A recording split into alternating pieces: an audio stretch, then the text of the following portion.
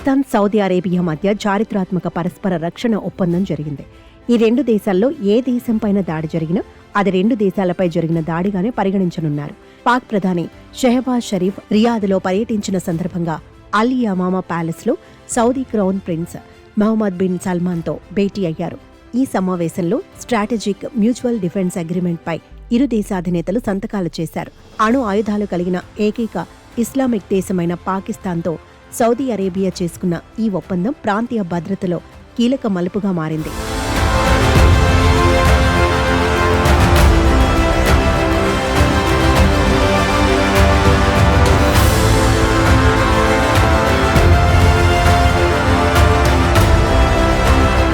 September 17న Pak ప్రధాని Shehbaz Sharif Saudi Arabia పర్యటనకు వచ్చారు.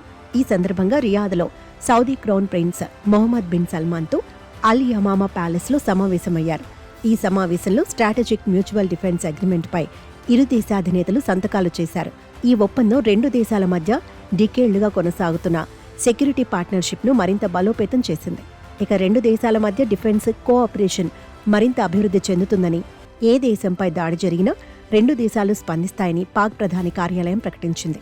ఈ ఒప్పందం అన్ని మిలిటరీ క్యాపబిలిటీలను కవర్ చేసే కాంప్రహెన్సివ్ డిఫెన్స్ అగ్రిమెంట్ అని సౌదీ అధికారులు వెల్లడించారు. ఇక ఈ సమావేశంలో Pakistan army chief field marshal Asim Munir కూడా పాల్గొన్నారు. పాకిస్తాన్ ప్రపంచంలో ఏకైక అణ్వస్త్ర సామర్థ్యం కలిగిన ఇస్లామిక్ దేశం. దాదాపు 170 అణు ఆయుధాలు పాకిస్తాన్ దగ్గర ఉన్నట్టు తెలుస్తోంది. ఈ ఒప్పందంలో అణ్వాస్త్రాలను నేరుగా ప్రస్తావించకపోయినా ఇది అన్ని రకాల సైనిక సామర్థ్యాలను కలిపిన సమగ్ర రక్షణ ఒప్పందమని సౌదీ అధికారులు పేర్కొన్నారు. దీంతో సౌదీ రక్షణ కోసం పాకిస్తాన్ తన అణ్వస్త్ర శక్తిని కూడా ఉపయోగించే అవకాశం ఉందని తెలుస్తోంది.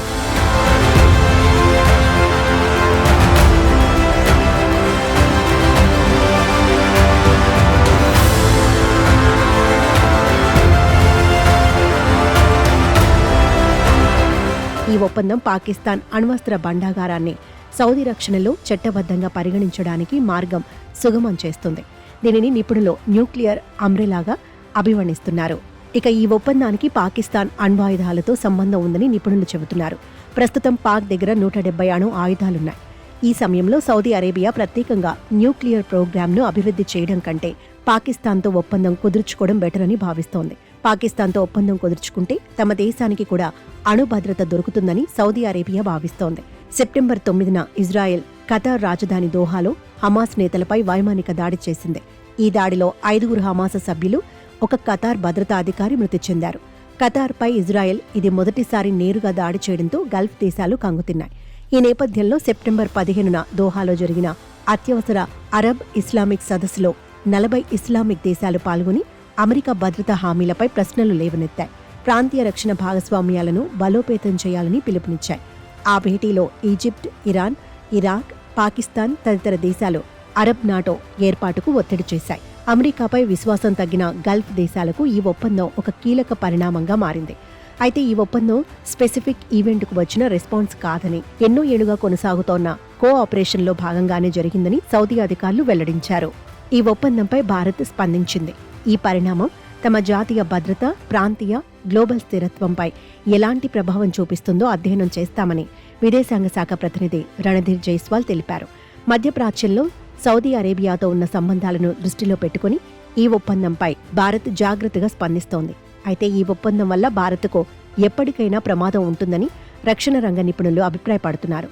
పాక్ తన కుటిల బుద్ధితో భారత్పై నేరుగా దాడికి పాల్పడకుండా ఉగ్రవాదుల ద్వారా దాడులు చేయిస్తే దానికి ప్రతిగా భారత్ ఆపరేషన్ సింధూర్ తరహా చర్య చేపట్టినప్పుడు పాకిస్తాన్తో పాటు సౌదీ అరేబియా కూడా పోరాడుతుందా అన్న అనుమానాలు వ్యక్తమవుతున్నాయి. అయితే ప్రస్తుతం పశ్చిమాసియాలో పాకిస్తాన్ చాలా ప్రాధాన్యత గల దేశంగా మారిందని రక్షణ రంగ నిపుణులు చెబుతున్నారు.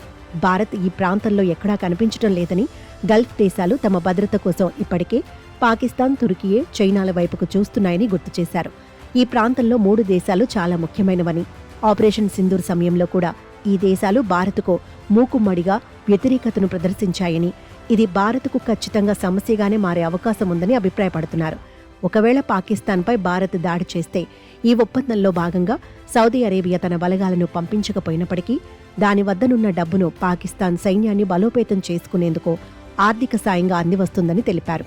ఇక ప్రస్తుతం సౌదీ అరేబియా దగ్గర ఉన్న అమెరికా టెక్నాలజీని కూడా పాకిస్తాన్కు ఇస్తుందని చెబుతున్నారు.